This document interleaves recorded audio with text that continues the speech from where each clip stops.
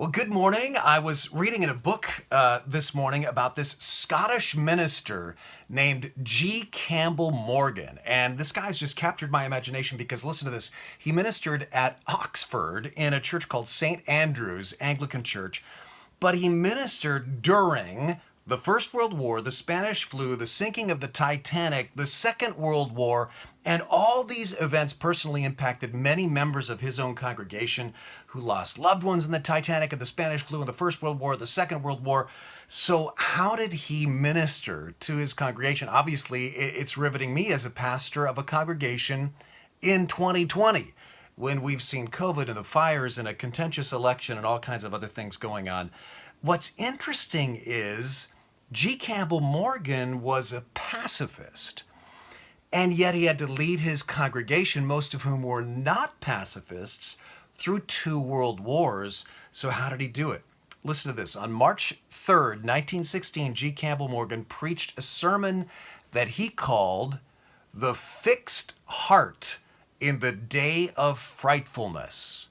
And here's some of his sermon. He says, and you have to imagine this with a Scottish accent, which I can't quite do.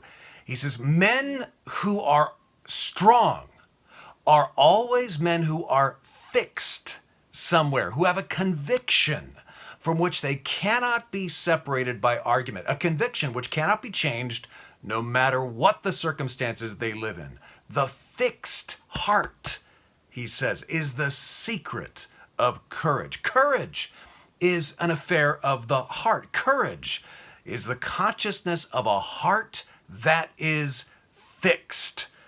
And then he says, what this nation needs now, just as much and perhaps more than anything else, is the multiplication of strong, quiet souls who are not afraid of bad news, though the Zeppelins may be coming, those German Zeppelins, and who will not add to the panic that demoralizes, but will do their work.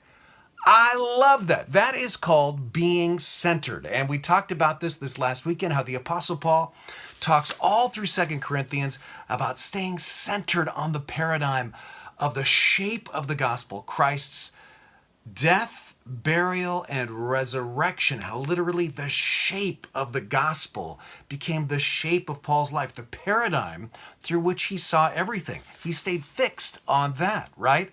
And of course, this is a theme through all kinds of Paul's letters. Like in Colossians 3, he says, "Since then, you have been raised with Christ.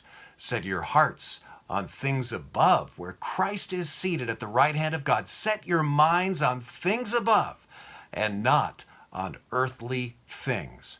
As G. Campbell Morgan would say, have a fixed heart in the day of frightfulness, and do not add to the panic that demoralizes.